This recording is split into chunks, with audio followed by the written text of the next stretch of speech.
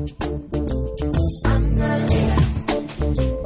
Are you gonna say you wanna be there? 20 years ago, I founded an organization called the Youth Leadership Institute. And our goal was to really find ways to bring young people to decision-making tables around issues that have impacted them in their lives.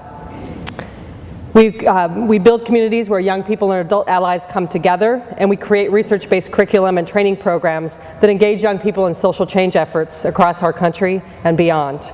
Many health and social problems are related to conditions outside the individual's immediate control. A focus limited to personal behavior change ultimately fails for society because it narrows the range of possible solutions. For example, much of the emphasis in alcohol is on individual children and their parents who need to help them make healthy personal choices and not to provide them with alcohol. But even with the best intention, making the right choices can be difficult, if not impossible. How can children and their parents resist pro-drinking messages, saturated neighborhoods, easy accessibility, and a tolerance and climate of excuse where anything goes as long as alcohol is concerned? Personal choices are always made in the larger context of the environment and the community. Prevention policies must address both ends of the spectrums, individual and environmental. And only by addressing the interacting influences on the lives of individuals and communities can we hope to keep a population healthy over the long term. Ultimately, youth development is more than a strategy for improving the lives of young people. It's also a strategy to change the role that young people play. By helping them become actively engaged in community life, youth development strives to create a society that is more democratic by virtue of being more reflective of youth concerns, perspectives, and involvement. Internationally, youth development as a field has evolved to a broader understanding of the roles that young people can play. Thus, development is not only about their development, but it's also about the development of a community and society. So how do we help raise up our children in the role that they play? We do that through participation in public policy, through partnership, through engaging them, through providing them skills and opportunities to come and to be seen, not just as a token voice in one issue, but a way that they can get involved. One of the things that we've done at YLI is we've helped a lot of municipalities set up youth commissions and youth councils where young people are actually providing direct oversight and input, both oversight to budgets where resources get spent on children, youth, and families, and also direct input to decision and policy makers that have these youth councils that help guide their agendas and can serve as a litmus test and a relevant reality test on something they're thinking about. Why? Because policy takes a long time. We pose that for every dollar you spend on engaging young people at a community level in solving problems around alcohol, tobacco, and other drugs, you will get $3 of return. How does this math work? It's not because I'm a magician. It happens because the problem is authentic, it is innovative, it's socially conscious and relevant, but young people are also building skills that they will transfer on to life and to work. It also happens because with an engaged citizenship and democracy, we tend to reflect better policy in our communities. And finally, we build the trust and accountability in young people that they can definitely show us works. And they step up to give us intelligent and smart reactions. In the United States, minor and possession laws became a nationwide strategy to try to deal with alcohol consumption in public places by young people.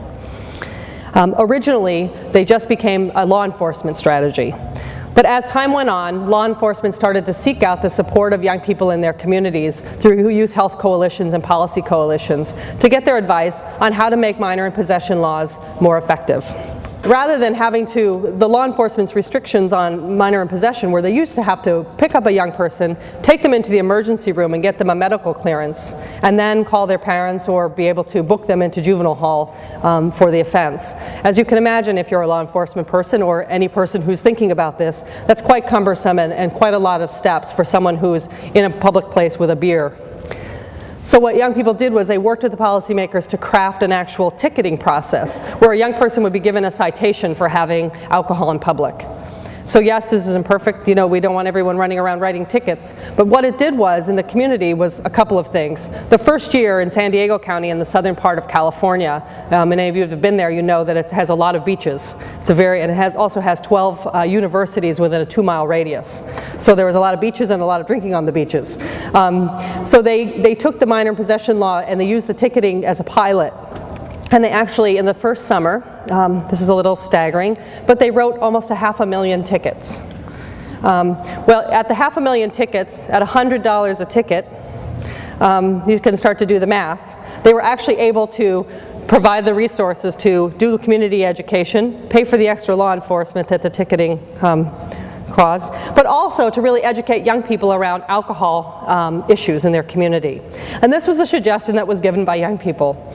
Another example, and this one I call the low-hanging fruit, is where young people have worked to lower the cup size at a community fair for beer. That when we started out on this campaign, the beer was the beer being sold at a county fair was actually sold in a 32-ounce cup. It's very big. You know, in America we like everything sort of big, right? This sort of supersize me kind of notion. Well, what they did was the first year they worked to lower it from 32 ounces to 24 ounces. And then the second year they worked to lower it from 24 ounces to 16 ounces. And now the cups sold at the beer at the county fair are 12 ounces. What does this do? Well, for one thing, it keeps less people drunk. So it limits the availability by size of cup. And the young people thought, well, this is a really good strategy, right? And the beer costs the same, whether you sell it in a 32-ounce cup or a 12-ounce cup. And actually, the sales of beers didn't increase, but they still made the same profit. So again, the concerns of business, which was if we change the size of the cup, we're going to lose a lot of business because people won't, buy as much, actually turned out not to be true. The other thing that happened was the security at the county fair, and has about 1 million people that come through this county fair. So a fourth of your country comes through this county fair every summer. 1 million people come through this county fair, and they had 50% less calls to the police and the security about alcohol-related problems at the fair. So all of a sudden, the public health and the environment changed by this simple thing of taking Supersize Me and putting it down to something more reasonable. We envision policymakers, and I want to speak to the policymakers in the room for a moment, to create and support policies that reflect young people as a top priority.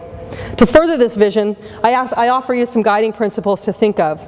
One is that the policy or program promotes and supports young people acquiring positive personal and social skills and abilities. The second, that it encourages and supports and assists communities to create an environment where their norms send the right messages to young people, that their laws and conditions have created them as a priority for their health and safety, and that we think about how do we create the kind of equitable and just society where people get access to having a positive future. The third is that we think about supporting an environment and a series of activities that contribute to the well-being of young people, but help them support a successful transition from childhood to adolescence to adulthood to being young adults. You have the expertise, you have the brilliance, you have the young people. How do you move them forward? First of all, thinking about the fact that these aren't one-size-fits-all solutions. Environmental strategies and tactics from the concept stage through the on-the-ground implication need to be rooted in local conditions. So local alcohol plans actually could be a very brilliant idea in order to do this. Align them with data-driven understanding of the problems at hand. Thinking about environmental law enforcement strategies as primary, but also they can be significantly bolstered by media advocacy, community outreach, education, public awareness campaigns, and young people can be your great and noble servants in this work. The research repeatedly emphasizes the impact of enforcement strategies is much greater when the communities get involved. And finally, we need to build leaderful societies. We need to make sure that young people are seen as leaders, particularly marginalized young people that can shift their paradigm and their perspective and join together with help. I encourage you to set policies from a place of hope, not fear. I encourage you to set policies that focus on capacity building and engagement and environmental strategies instead of individual strategies. I encourage each of you, rather than seeing yourself as an individual leader, to see yourself as a collective leader and come to the table. And finally, I offer you head, heart, and feet. The head, use your knowledge. You have the evidence, make sure you apply it and do it well. You have your heart, the stories of courage and resilience and connection and community. And you have your feet, which allows you to step up and do something differently tomorrow than you did today to try to make this change work. And I really thank you so much for this opportunity. It is my true compassion and belief that it is hope that will change this world, not fear, and that it is engaging people and giving them opportunities to participate in democracy that will make and change and make the world a better place. So thank you very much.